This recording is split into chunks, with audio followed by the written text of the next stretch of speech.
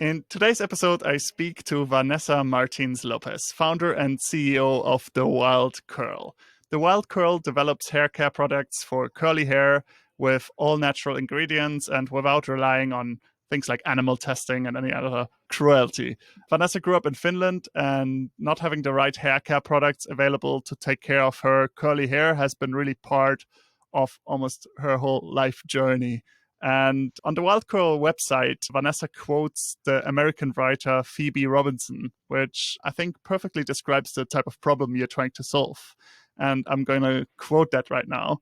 Quote, "We Black girls are conditioned from a young age to treat our natural hair as a problem that needs to be remedied. That we need to have that good hair, meaning hair that in its natural state is not difficult to comb through." So I'm really keen to understand how you are solving this problem with the Wild Curl and how your entrepreneurial journey has been over the last few years. So welcome to the podcast, Vanessa. Yeah, thank you for having me, Michael. Thanks for joining. Yeah, absolutely. It's something that is very personal for me. As you can see, I have very curly hair. And like you mentioned, I did grow up in Finland. And my mom is Finnish, and my dad is from Guinea-Bissau. So I have this mixture, fluffy but still afro hair. And whilst growing up in Finland, I couldn't find any good products for my hair, and it was very difficult to care for my hair. And I did also travel after that for studies. I went to Spain, and eventually I ended up in London.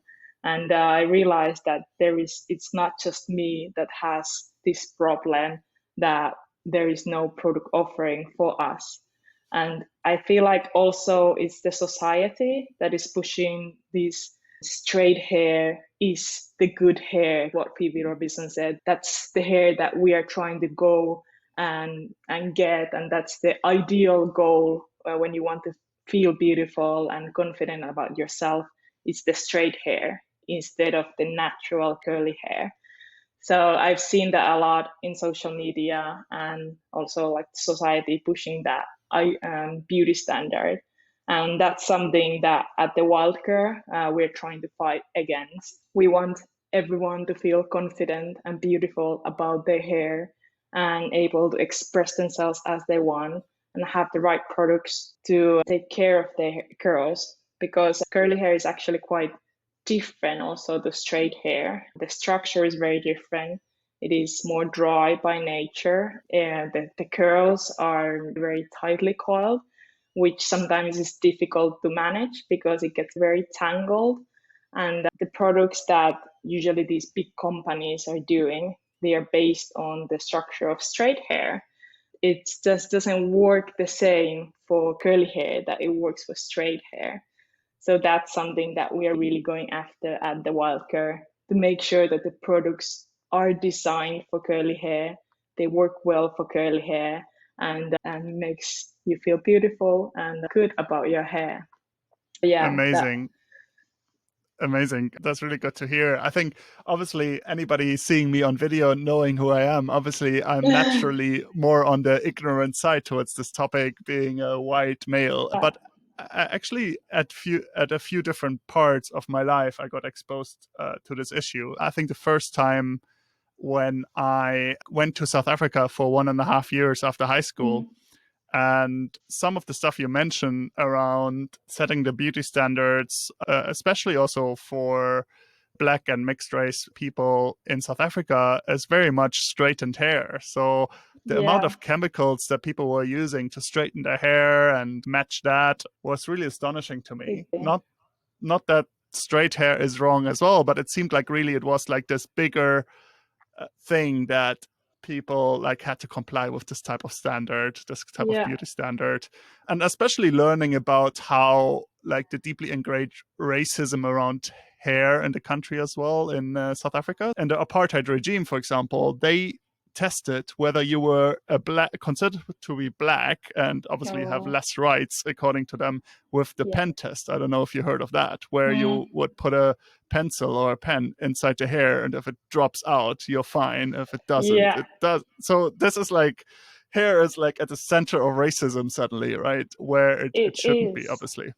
Yeah, it is. And whilst we are trying to fit into the society and have this straight hair. Meanwhile, we're doing it, like you said, we add a lot of chemicals, we straighten with the iron. Like I remember when I was young and I tried to straighten my hair, and I have very curly hair. So usually the irons that they sell, they're quite small. So it didn't do the job as fast as I wanted to do. So instead of straightening it in 3 hours, I used the iron to straighten clothes just to have a bigger surface. And I was straightening my hair with the iron that you use for the clothes. And of course, I did burn myself. So I still have a burn mark on my shoulder. This is the life that we've been going through, just trying to fit in. And I feel like people now are changing the way they are thinking. We don't want anymore to do this and damage our hair. We want the brands to cater for us, to see us as part of the community. And I feel like big brands are not doing this. They've been years neglecting curly hair, and they've been overlooking all aspects of curly hair. And that's when I realized that, okay, if the big brands are not doing this, I have to take the matter on my own hands. And I was like, okay, I'm going to start my own company. Let's Wow. see how it goes. Yeah. Let's think about that time point when you decided that. I think you didn't necessarily have the background in hair products or things like that, but you were, I think, at the time in marketing and had that background as well. Tell us more about the moment when you decided to start this company, and how did you go about it? Obviously, going into a new industry, pulling a business off and getting the right knowledge to make sure you can actually pull this off. Yeah, so it was a moment that I just moved to London. Previously in Finland, I studied engineering, and then I moved to Spain where I studied neuroscience. So I totally swapped my careers. And after the neuroscience, I just graduated. My fiance got a job offer from London. So we decided both, okay, let's move to London and let's see what London has to offer. So I was in that sweet spot of just graduated and seeing what kind of direction I want to take with my life. And I think that was the moment that my fiance actually suggested, because I've been long talking about this problem. My fiance suggested that, okay, why don't you build a company around this? I will help you and let's do it together. I was thinking about it. I was like, okay, like, why not? Let's just give it a go. And of course, when you're living in London, you have a rent to pay. So it's not just you dropping all, you're always also working in other things. So we were both working in marketing. My fiance was working at Treatwell, and I was working at Farfetch in the past few years in the marketing team. So we are both engineers. He's also an engineer, and we have a good experience in marketing. So that kind of helped us to build the brand and start marketing, putting ads on social, Facebook, Google. And also with the engineering background, we are quite handy when it comes to processing data, leveraging data, and also we know a bit of coding. So putting up a website, making it nice and pretty, and make sure all the credit card payments, all these are well done. I think we had a good spot there, but obviously, like you said, changing directly from one industry to another, because now we are in a kind of cosmetic industry, right? Yeah. So the first products we did was in the basement flat at our kitchen in London. I feel like this is a story of so many founders out there. And it's just a way you have to start from. You have to start from scratch. You have to try whether the initial traction is there, and you just have to go for it. And that's what we did. So the first products were done at our kitchen. We were mixing some hair oils. So they were carrier oils and essential oils. I was doing the research myself, checking what kind of hair oils works well for which type of hair, because there is also different type of curly hair. So I have very big fluffy hair, but there are a lot of people that have more wavy hair instead of very afro hair. And these people are also equally neglected by the hair care industry. And that's also actually majority of our customers at the moment. So yeah, I was doing research what hair oil fits for what kind of hair type because they're all different. And that's how we started. And our customers absolutely love it. We got so much good feedback. It was amazing. And I felt so good that I've changed someone's life. Someone's life is so much easier. They feel so much better with their hair and more confident and beautiful. And that just let me drive through and push through the past 2 years. And from that, we were started to scale our company. And we are no longer doing this in our kitchen. So we have a manufacturing in Spain. All our products are developed, designed in the laboratory. They're manufactured there, all with natural ingredients. And we have a logistics center in UK. So when a customer makes an order, everything goes directly to the customer's doorstep, even in the next day delivery. So this is something that we are very proud to see the last 2 years to go. And yeah, it's been a very fast forward 2 years. I really think so, yeah. Yeah. Did you self-fund the business initially, or did you get any investment or any sort of other funding for the company, or just bootstrap it from the beginning? How did you go about it?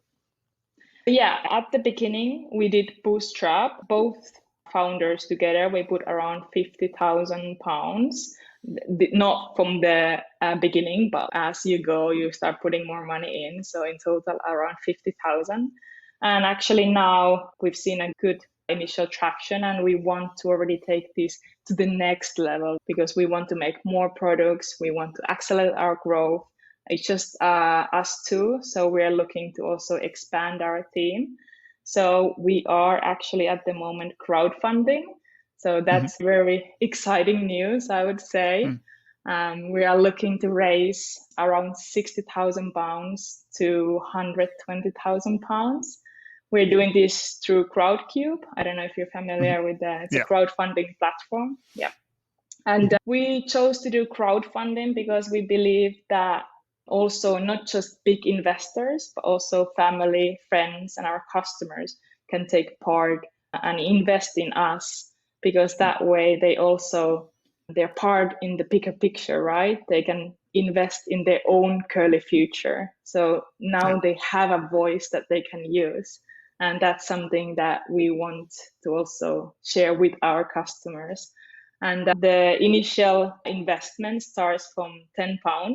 So that's also nice that all our customers have this opportunity to invest. Whether it's £10, whether it's £50 or £100, you can take part in.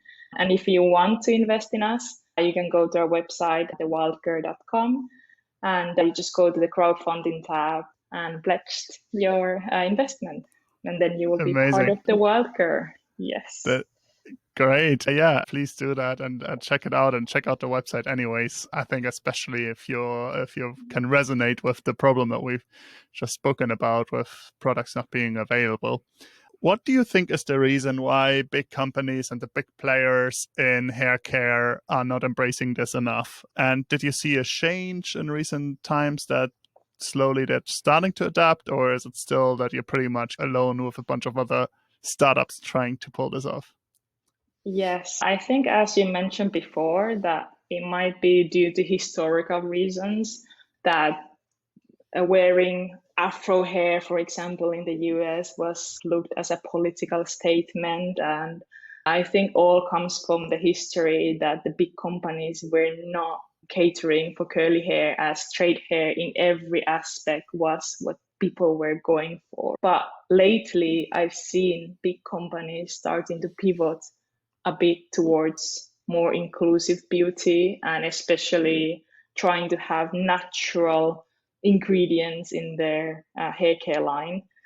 But still, even though they're pivoting, a lot of curly consumers feel a bit outraged or feel like they are left out because we're already living in 2020 and we feel like it's too late. Like, why you haven't been pivoting before? And still, when you look at the big companies, Johnson and Johnson, Henkel, or these big L'Oreal, these big players, they do have some curly companies, but still very little. And I think that is quite interesting when you really think about that 60 to 75% of the world, of the women in the world, has somewhat textured hair, a wavy, curly, or kinky hair. But up to 70% of women in the world has textured hair. So it's a very big number when you think about it. Wow, completely overlooked segment. I can imagine a lot of Yes.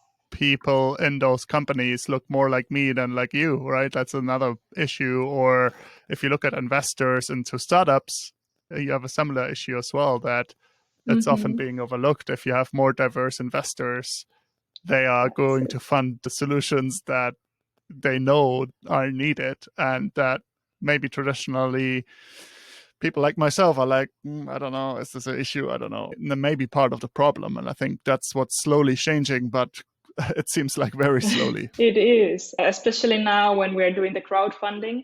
Of course, part of this comes from investors that are a bit bigger, putting a bit bigger ticket. And the more we talk with investors or investment groups, we do realize that, wow, there is really not, first of all, a lot of women up there and not a lot of diversity up there. And those people are the ones that they're deciding also the decisions. And if they don't feel relatable to the issue, even though 70% of women in the world have textured hair, it might be still hard to get through. But I hope we're going to Yeah. get there. Yeah. Got it. In terms of your journey as an entrepreneur, what, obviously as an entrepreneur from a diverse background, as well as creating products that are serving a market that has been underserved before and has been overlooked by others, what would your advice be for other founders that are starting out, that are solving, maybe have a diverse background themselves, solving problems for neglected customer segments? What would your advice be? What's been your learning so far? Is there anything you can share with them? Definitely. So I would say it's never, ever a good time to start. It's always a bad time to start. And you can hold that back you. It can be your excuse, but it's always going to be like that. There is just, Yeah. yeah, there is just some point that you have to make a decision whether you want to be full in or you're not going to do it. And that's also what me and my fiance did after running this company around 2 years. So we quit our job in this May 2020, dedicate full time on this business. And we've seen very great improvement after that. So I think it's just a decision you have to make by yourself. And second, I would say that talk as much about your business as you can. Friends, family, I don't know, people in the bus or next to you, your colleagues, because you never know who you will run into. Like now in these days, when you're, for example, when you're talking about people who might invest in your company, they don't walk anymore in a black suit or sit in a fancy restaurants. Like angel investors, they might be your colleagues, but you just don't know about it. And also there is a lot of advice coming from these people.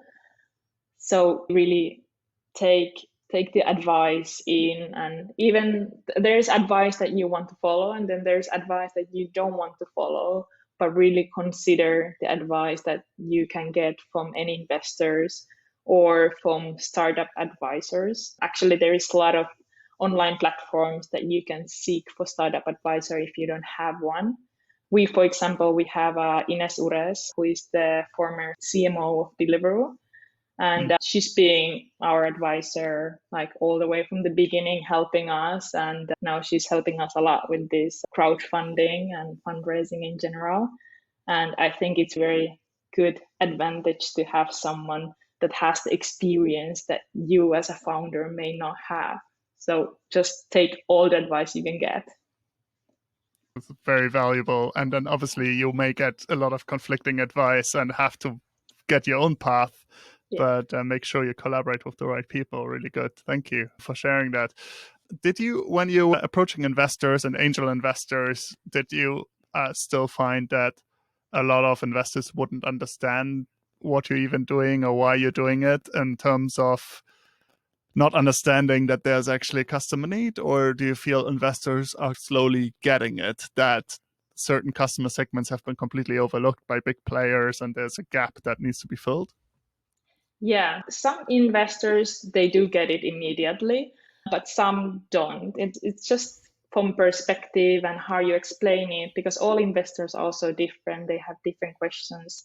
But I feel like maybe the biggest part that there's been misconception from many investors in our side is that this is not something that only affects Black people or African American people or people that are mixed race or Afro hair.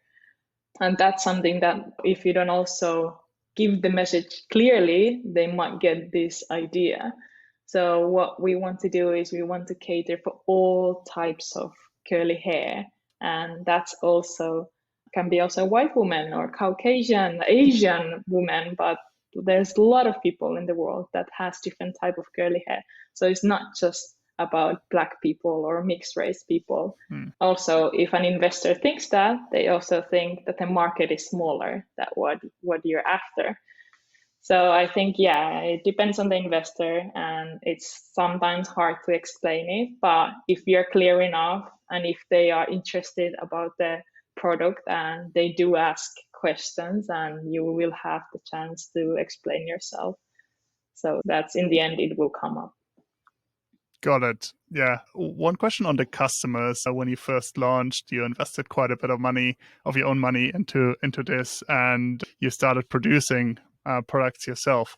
How did you gain initial traction for this, from setting up the website to actually getting the first sale, and how did you go about that? Obviously, you had a bit of a marketing background, so I'm sure that Yeah. helped, but how do you go about it?